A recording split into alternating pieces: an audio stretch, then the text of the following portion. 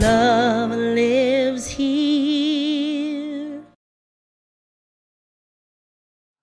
Welcome, everybody, to the morning table. Welcome once again. Good morning to our beloveds there online. Good morning, Laura and Mom and Dad. And yes, Dad's birthday and my sister's birthday is this month, Michelle's. And good morning to Anita, also joining us online, and all the others that are joining us online, too. I see several of you there. So welcome to all of you joining us online and all of us joining us here in the room. So good to see all of you. And you even got an extra day's sleep. Or an extra night's sleep, rather. Extra hour. Well, a day, an hour. Time is a construct, right? Yeah, sure.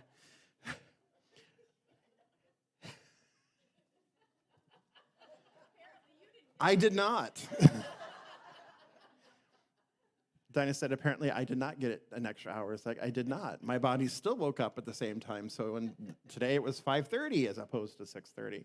So at any rate. So good morning, good morning, good morning.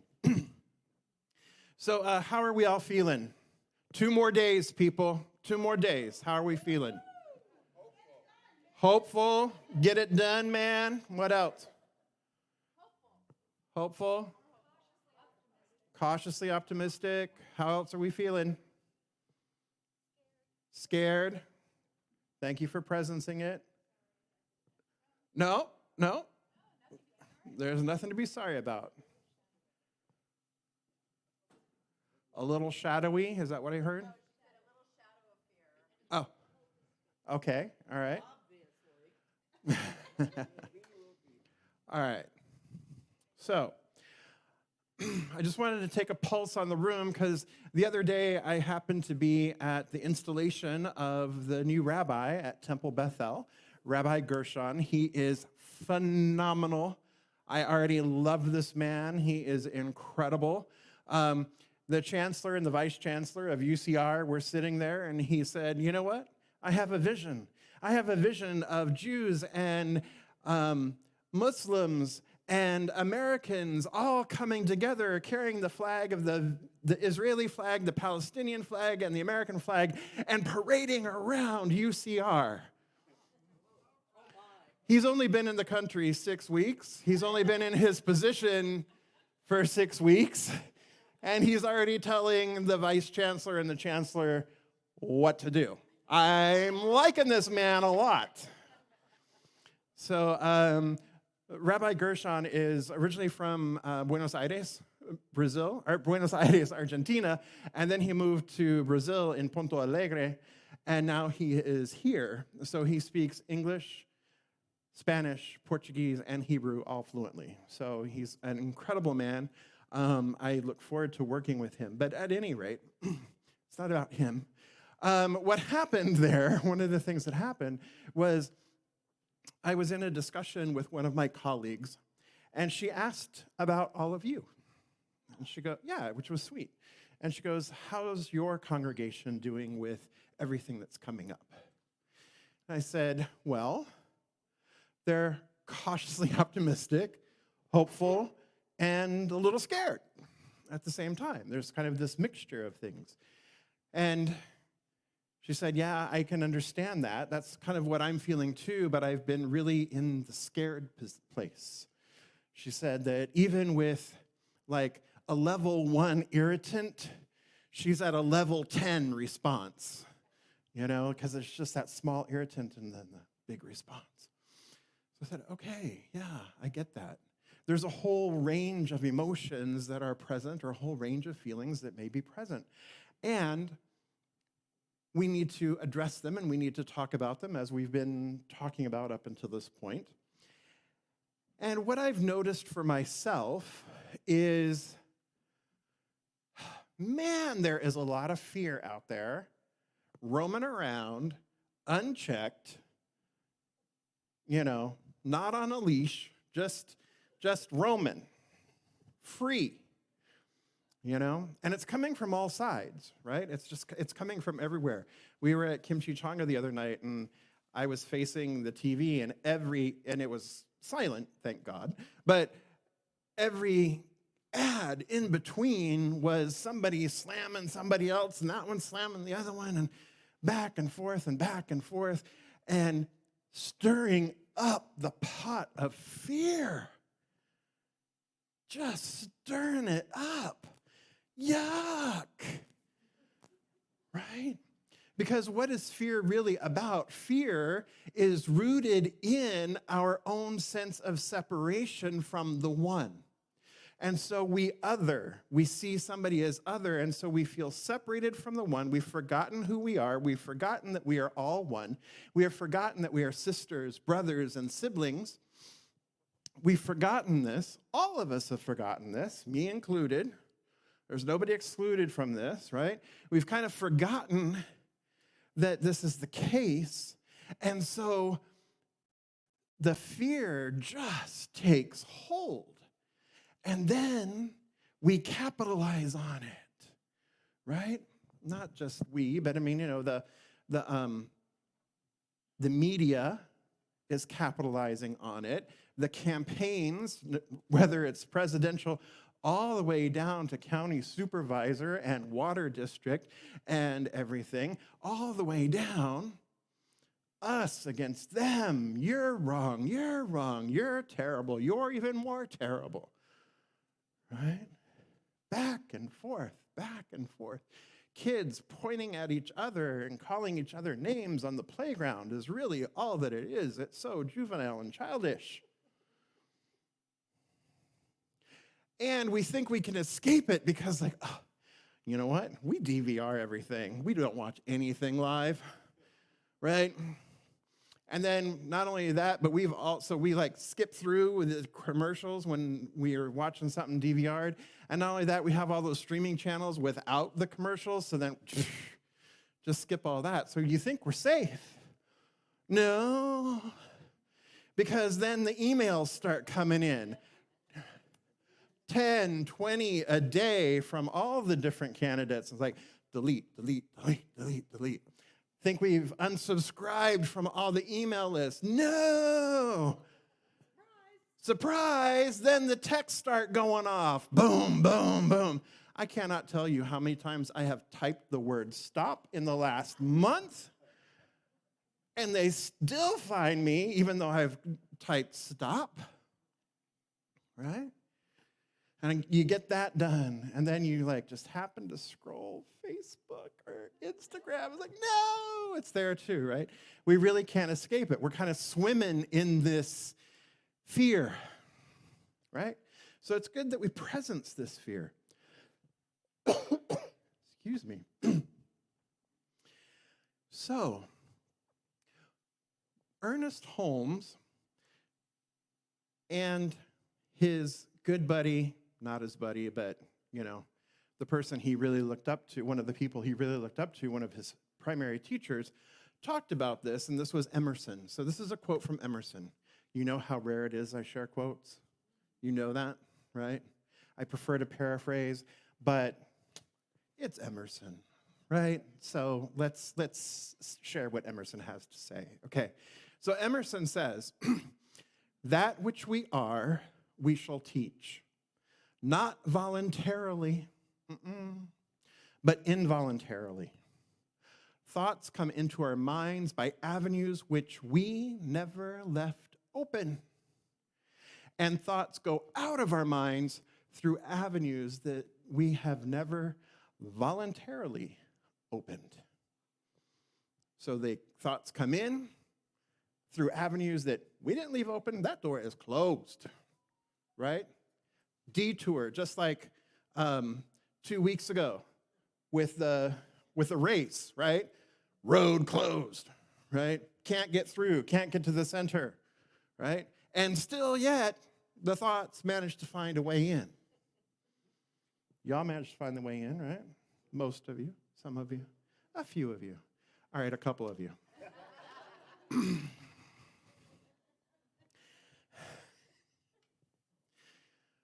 Right? And our thoughts also go out through avenues that we haven't voluntarily opened either. They just go out. So this is what Emerson says. So now the way Ernest shares this as he talks about it in Living the Science of Mind, page 270. He talks about you being a spiritual broadcasting station, right? You're a spiritual broadcasting station. In other words, what you think, what you feel, what you believe, you are constantly putting out there in the world, right? Ouch. Right, Bill? Ouch, right? You're constantly putting that out. You're broadcasting it, woo, right? And conversely, you are also a receiving set. That's what he calls it, a receiving set. Remember, this is back in the 1930s, 40s. Maybe a receiving set was probably a radio at the time. Just saying, right? But we are all receivers as well, that we are receiving this information. But being a receiver, you have to, like a radio, you have to tune in to what's out there.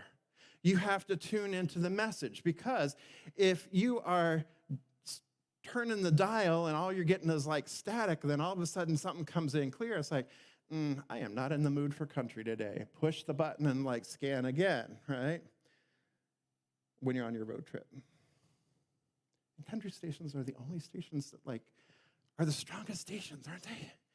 They're the only ones you can find in the middle of nowhere. Anyway, not today.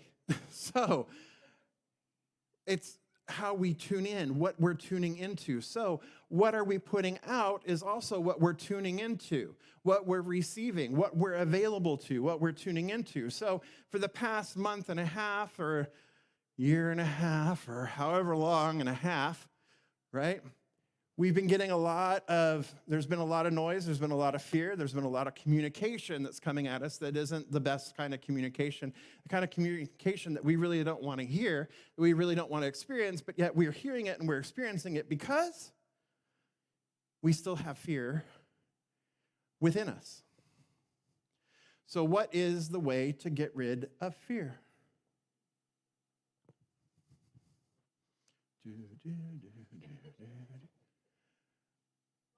Love, faith. Woo, one of my prac students is on it. Faith and love, both working together. Love is the feeling and faith is the activity and the action. And when love and faith come together, fear cannot stand. Is that correct? Does that sound good to you? All of my practitioners, is this true? Joe, is it true? Yes. All right. Danny? True? True. Okay. Right? So, wouldn't it be wonderful then if the only thing we were broadcasting was the kind of messages we would like to be receiving? Is that a good thing? We're broadcasting what we want to receive. Okay. So this is where we get to letting your voice be heard, right? Your voice is more than the words coming out of your mouth. It's more than the sounds vibrating across your vocal cords coming out of your mouth, right? This is my voice that you're hearing, but the words are part of my voice, and the beliefs are part of the voice, and the thoughts are part of the voice, and the actions are part of the voice.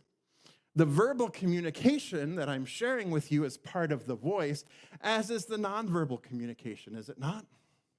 It's a totality. It's not just the voice. It's not just the air passing over the vocal cords through the tongue and through the teeth and around the lips. It's not just that. It's so much more. The word or the voice is also the word being a capital W. What does a capital W word mean, Chris? Divine word, right? Good answer, practitioner or student. Right? You passed this term. Gold star. Right? So it's the divine word. It's a word with a capital W, which means that the word, the voice or the word is equal to causation. It is equal to the first cause. So when we say, I speak my word, what we are saying is that I speak something into causation. I speak the idea, I speak the thought, I speak the word into causation. I am causing it to happen. Remember, in the beginning was the Word, and the Word was with God. And that which God did not create was never, ever created, correct? And so it all starts with the word being the idea of the thought, the first cause. And if we are all microcosms of the big macrocosm, then when we speak our word, we too have the creative ability, we too engage in the creative process to create our experiences. When we let our voices be heard, we are directly engaging in the creative process. And we as a community, when we as individuals within the community make our voices heard through voting, we are creating the country, co-creating the country which we would like to live in. We are co-creating together by using our word, by using our voice, by letting our voice be heard, by speaking the word of causation, the word of creation. Can I get an amen? There you go. All right, so we're gonna play a little bit today because I'm all about play right now. So, you ready to play, Chris? All right, let's do it. Keep coming back to Chris because it's so nice to see you here. It's nice to see everybody else here too, but I get to pick on him too, and I get to pick on him, and he's okay with that.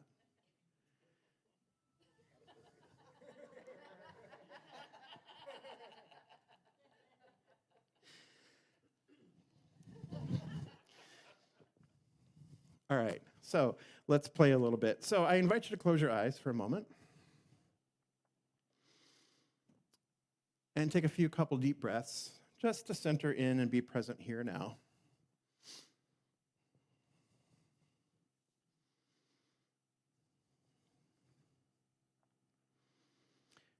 We're going to ask you,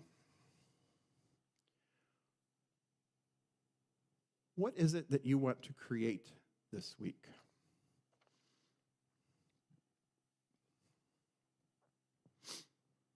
And by this, I mean, what word or quality, could be a quality of the divine, like love, peace, joy, abundance, wholeness, oneness, unity. Could be another word like fun, play, whatever it is. Allow the one word or the one quality that you want to experience this week, in spite of whatever else may be going on in the world. What is the one quality or the one word you wish to experience this week? And go ahead and write that down, or make mental note of it, but it might help if you write it down. There's pens and paper in the center of your table. For those of you at home, write it down on something. A receipt, whatever.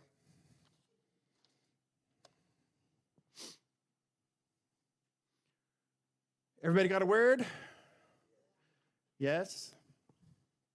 All right, so let's breathe that word in and out, and let's come back to this time and space. So now what we're going to do is we are going to move to our table talks here, our table conversations, and you have, what I would like to have happen is, first, I would like for you to share your word with the people at your table. I would like one of you at the table to record everybody's word, okay? What word it is that they're, so I'm just going to say the person with the shortest hair is the recorder. How's that? That way there's no like, who's gonna do that? Let's not waste the time on that, right? All right, so you're the recorder, person with the shortest hair. Sorry, my beloved. I didn't think about that when I said that. All right. So I would like for you to record that, because I am going to ask each table when we come back for our conversations. I am going to ask each table what it is, okay? But then what I would like for you to do is I would like for you all to discuss at your table in relationship to the word that you chose, what is one specific action you can take to ensure that you feel or experience it this week, regardless of the outside factors?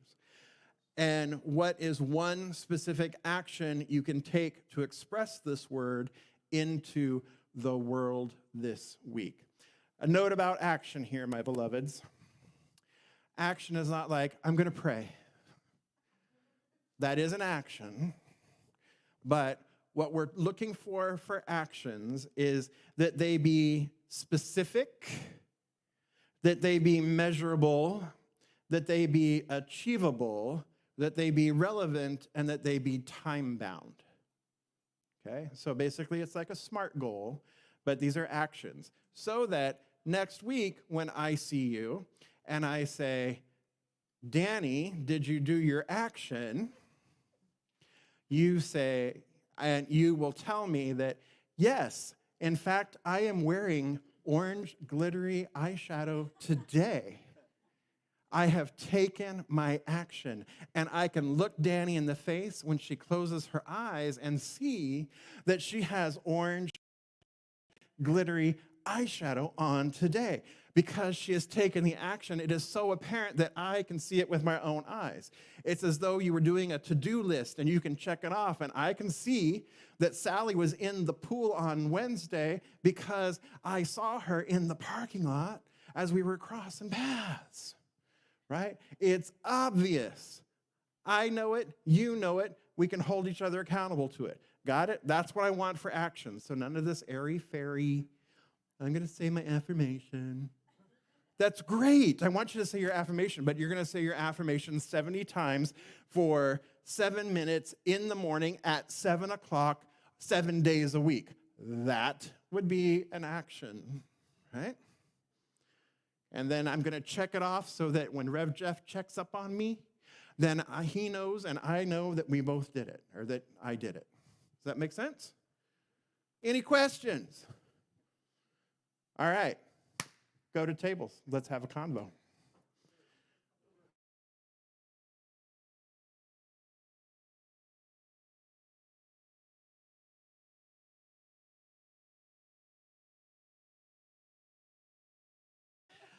So your homework for this week, right? Your takeaway, your homework for this week is to work with your word and then take action. Take action to make sure that you experience your word.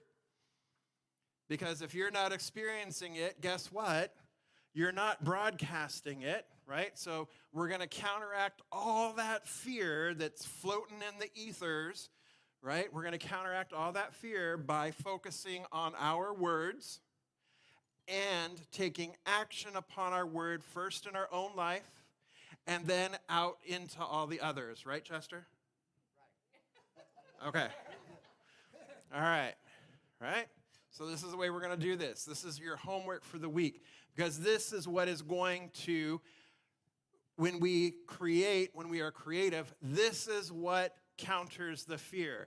This is when we say we embolden people to live their highest potential through the transformative power of love. The transformative power of love is you taking whatever action you've chosen, based on whatever word you've chosen, and moving it out into the world, because we move love forward. Absolutely. All right. So, woohoo! We feeling good? Yeah. Feeling energized? Yeah. Feeling hopeful? Yeah. Yes. All right. Good. I invite us all to just come together in consciousness, recognizing here and now that there is one power, there is one presence, there is one love, one peace, one joy, one abundance, one unity, one in the oneness, one life. This one is spirit, this one is God, this one is your very name, the very name of the beloveds seated here now. This too is the name of God. And so I know that I am one with this one. I am inseparable from it because it is all that there is. In the beginning was the Word, and the Word was with God, and the Word was God. And that which God did not create was never, ever created. So therefore I know that I am one with it. I am a divine emanation and impartation of this one life, this one love, this one power, this one presence. And as I know that this is true of me, I know that this is true of everyone gathered here this day, of everyone who is part of our community, and in fact, of the entire universe. That we are all one with this one, inseparable from it, because the truth is unity. The truth is oneness. And so I speak my word here and now, recognizing that in this oneness, there can be no fear, because there is no separation. There simply is this one. And so any sense of separation, any sense of fear, any sense of doubt is simply falls away back into the nothingness from which it arose, for it is not the truth. There is no spiritual truth that maintains and sustains fear. There is no truth that maintains and sustains doubt. There is no truth that maintains and sustains separation, because it is not the truth.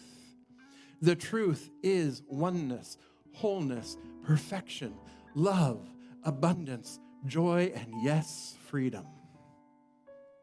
And so I claim this here and now for our beloved community, for each one of us, knowing that each one of us goes out into the world this week,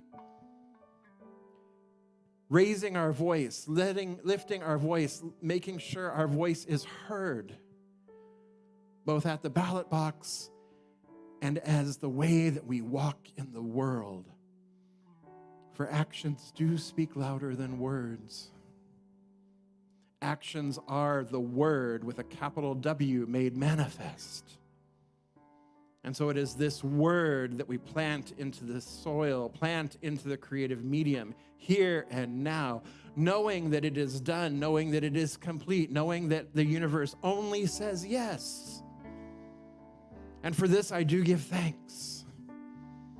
I give thanks for the beauty and the perfection, the wholeness, the freedom that we experience, that we are by our own very divine nature. And so I release this word now into that law, assured of its fulfillment. In faith, I let it be, and so it is. And so I invite everybody to please stand and let's say this affirmation together. I participate and co-create the country I want to live in. Here we go. I participate and co-create the country I want to live in. Something wonderful is happening through me right now. It is this thing called love. Love is in my mind. Love is in my body. Love is in everything I do. I am it. I share it. I receive it. And I move love forward because love lives here. Let's